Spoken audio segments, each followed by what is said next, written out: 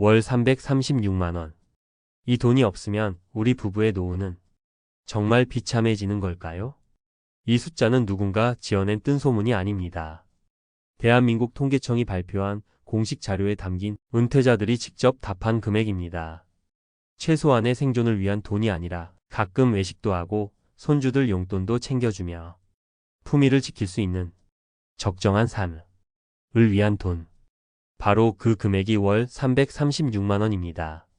잠시 후 남들처럼 평범하게 은퇴했지만 단 한 번의 조급한 선택으로 매달 200만원도 채우지 못하는 팍팍한 현실에 부딪힌 한 가장의 이야기를 들려드릴 겁니다.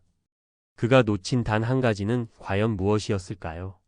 문제의 시작은 현실과의 거대한 격차에 있습니다. 같은 통계청 조사에서 이미 은퇴한 가구의 57%가 현재 생활비가 부족하거나 매우 부족하다고 응답했습니다. 여유 있다. 는 대답은 고작 10.5%에 불과했습니다.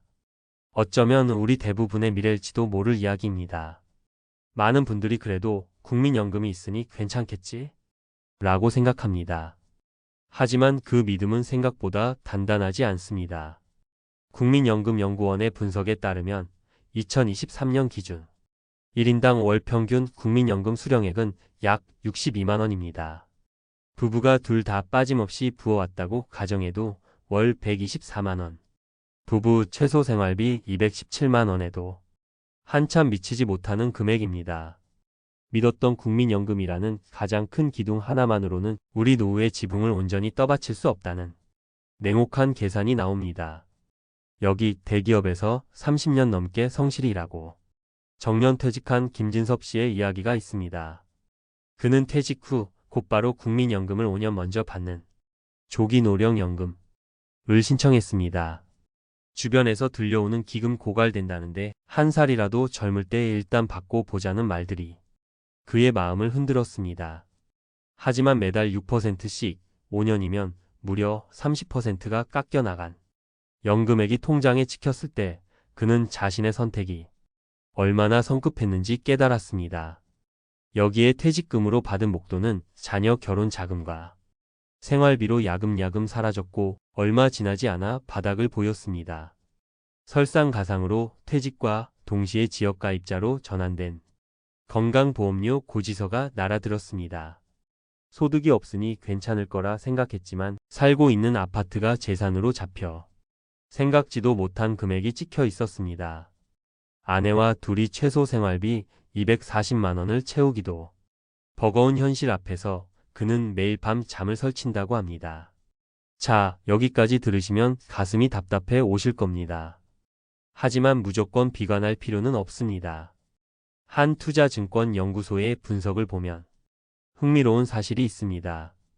50대 현역 시절 월 431만원을 쓰던 가구의 생활비가 60대 은퇴 후에는 226만원으로 절반 가까이 줄어든다는 겁니다.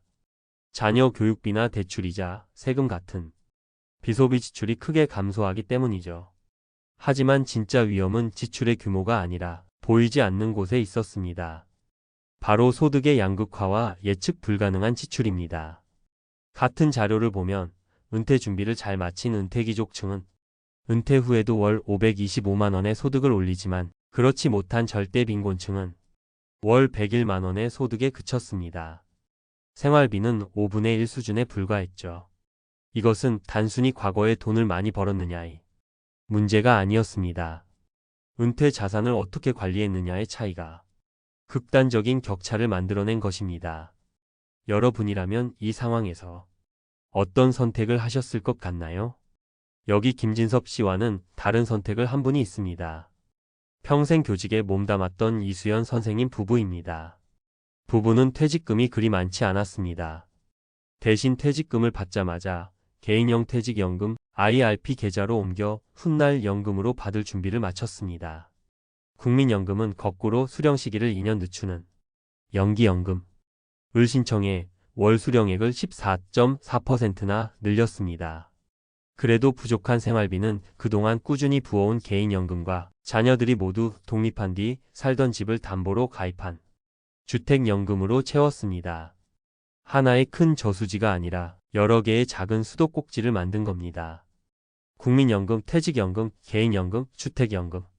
이 4개의 수도꼭지에서 흘러나오는 돈을 합쳐 부부는 월 300만 원에 가까운 꾸준한 현금 흐름을 확보했습니다. 이수연 선생님은 이렇게 말합니다. 목돈은 언젠가 사라지지만 마르지 않는 현금 흐름은 마음의 평화를 줍니다. 두 사례는 우리에게 3가지 결정적인 함정을 보여줍니다. 첫째는 조급함입니다. 막연한 불안감에 휩쓸려 연금을 깎아먹는 조기 수령을 선택하는 것입니다. 둘째는 단일 소득 의존입니다. 오직 국민연금이나 퇴직금이라는 목돈 하나만 믿는 안일함입니다. 셋째는 숨겨진 지출에 대한 무지입니다. 은퇴 후 갑자기 불어나는 건강보험료나 최근 5년간 40% 가까이 급등했다는 간병비 같은 예기치 못한 지출을 간과하는 것입니다.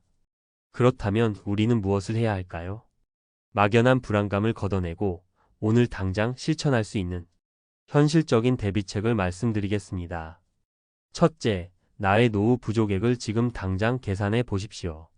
통계청이 제시한 부부 적정생활비 월 336만 원을 기준으로 3화, 앞으로 내가 받을 예상 국민연금, 퇴직연금, 개인연금 등을 모두 더해 보십시오.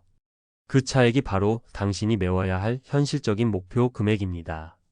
한 금융그룹의 보고서에 따르면 사람들이 희망하는 생활비와 실제 조달 가능한 금액의 평균 격차는 월 120만 원이었습니다.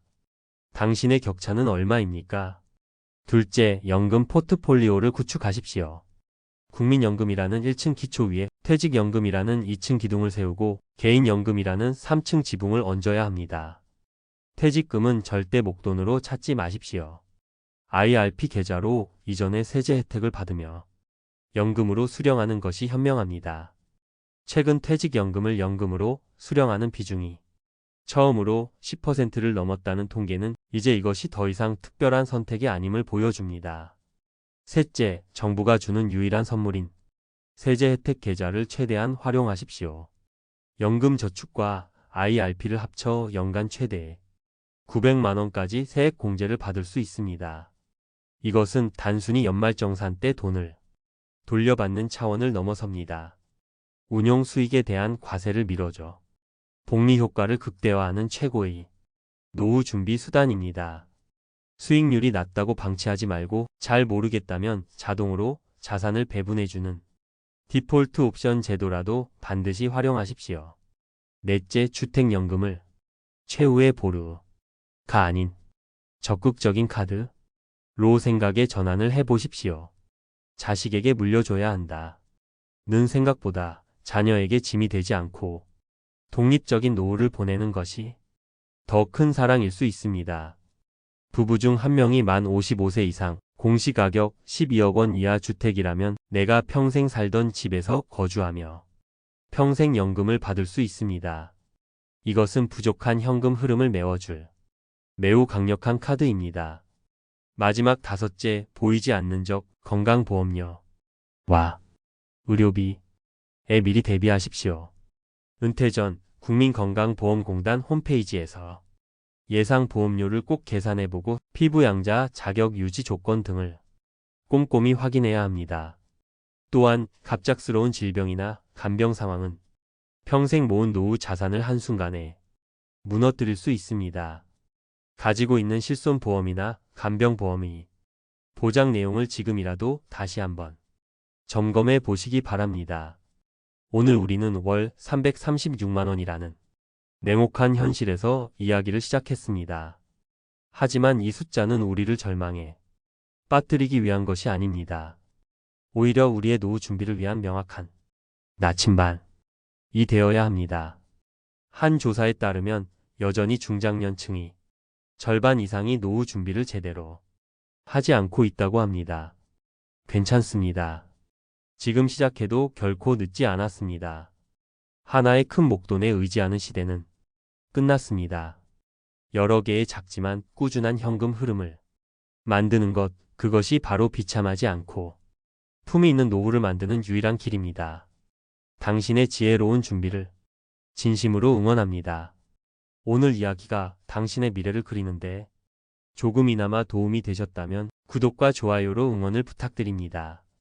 그리고 여러분의 노후 준비는 지금 어디쯤 와 있으신가요? 비슷한 고민 혹은 자신만의 지혜가 있다면 댓글로 함께 나눠주시길 바랍니다. 여러분의 소중한 경험이 누군가에게는 큰 힘이 될 수 있습니다. 감사합니다.